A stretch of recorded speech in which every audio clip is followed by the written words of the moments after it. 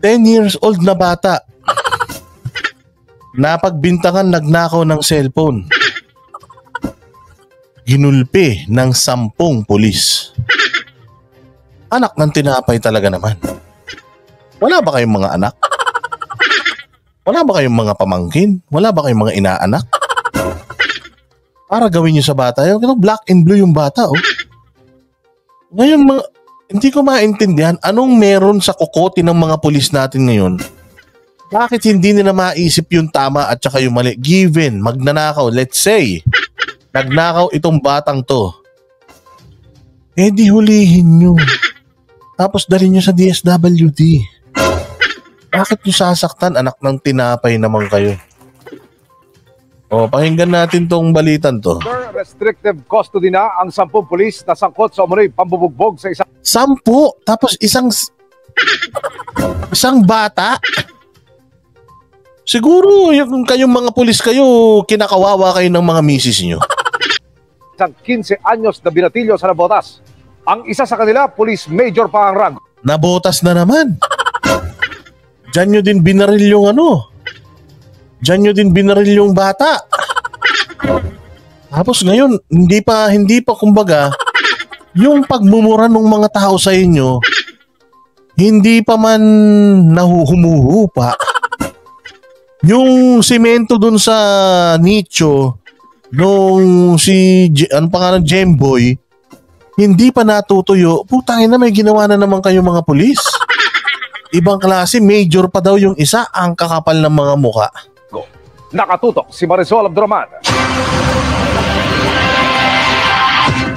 Hepe mismo ng Navotas Police ang nagpunta kagabi sa Maritime Police Station para alamin kung ano talaga ang nangyari at kung sino ang mga sangkot na pulis sa pananakit umano sa isang 15 anyos na lalaki.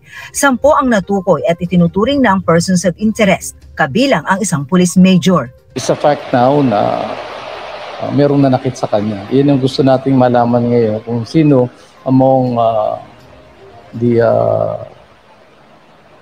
reported... Alam yan? Ayan na naman kayo eh. Pagtatakpan nyo na naman eh. Alam nyo yan. O ilan yung nakadestino nung oras na yan? Anong oras nangyari, Totoy? 10:00 po ng gabi, binugbog ako. Sino nakadestino ng ganong oras? Pucha, lahat yan. I-relieve. Lahat yan ikulong. Tingnan ko hindi magturuan yan. Nung inaalam nyo pa. Sinasabi mo inaalam nyo pa. Yung mga pumatay nga kay Digamo, 3 araw lang, nalaman nyo na eh.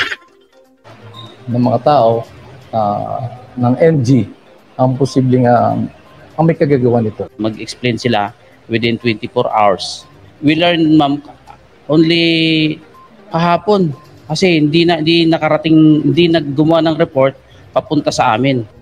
Sa investigasyon. Ayan, turuan na naman kayo, turuan na naman.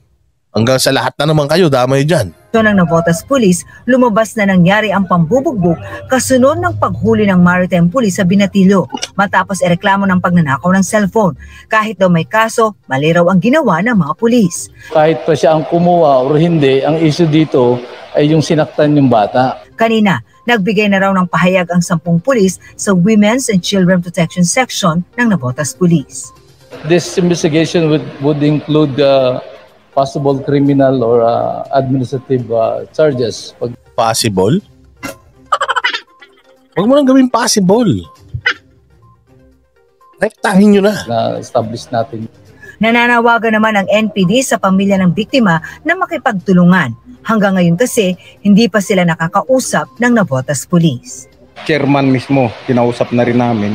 And he assured us na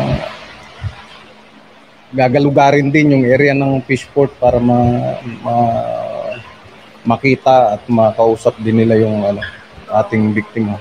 Under restrictive custody na ang 10 pulis ng Maritime Group na iniimbestiga. Ang problema, syempre, mahirap na pamilya lang yun. Abala. Tapos siguro kung talagang malikot ang kamay ng bata, matatakot na rin yung mga yun, aalis na yun. Ang mangyayari dito sa mga pulis na to, mare-reinstate lang yan. Bakit? Kasi walang nagsampa ng kaso. Walang nagsampa ng demanda. O anong mangyayari ngayon? Babalik lang sa sirkulasyon yung mga tarantadong pulis na yan na walang mga puso, paano makakapagsilbi yan sa bayan? Ng Navotas Police. Tiniyak naman ng NPD na wala silang pagtatakpan at gagawin lahat para maibigay ang hustisya sa pamilya kahit tumanggi na silang makipagtulungan sa mga otoridad. Para sa GMA Integrated. So, sadly, walang complainant. Pero malay mo naman, Rapi Tulfo, ipahanap mo nga yung mga yan. Ipahanap mo yung mga yan, tapos kailangan ituloy yan. Yung 10 na yan, dapat mahubaran ng lisensya, ng baril at ng kung ano-ano yan. Dapat yung mga yan na matanggal sa serbisyo yung mga yan. Di ba maubos pulis? Abalos, ano ba to? Abalos, kayabang-yabang mo ah. Di ba sabi mo, Abalos, aayusin mo? Lilinisin mo? Mag-i-eleksyon na. Paano ka mananalo niya? Wala ka naman nagagawa.